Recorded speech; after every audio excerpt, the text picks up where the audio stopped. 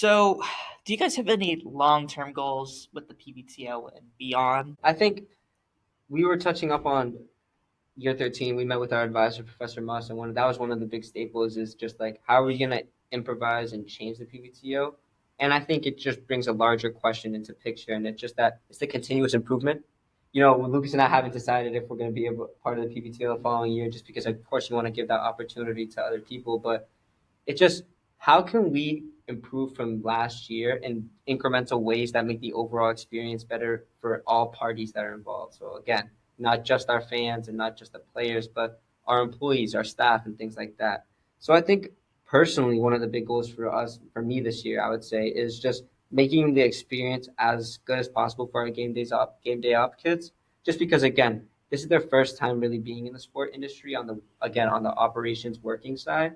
So how can we give them the best knowledge of the situation and what's expected of you when you're in these types of roles, and not only that but having fun with it, because at the Mhm. end of the day I think one of the things that all the sport kids have in common is that this is an industry that people love, not only as like because we work in it or would like to work in it, but the fact is that this is what people do on their weekends. People love to go to Patriots games, or I should just say NFL games, because we got a New York guy over here, but just NFL games, sporting events, and it's a chance for other people to really enjoy themselves. But as a worker, it's not only a chance for you to enjoy yourself and be a part of something that you've always admired or just enjoyed, but also really impact it and make an effort and knowing that what you're doing matters.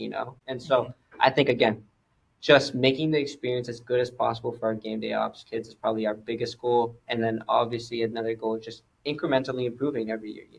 Yeah, I mean, just another thing too. I just was just saying, like, we want to get on the same level as like football, or I mean, that'd be an awesome thing. Just like every year, people are anticipating like PBTL, like, what are they gonna?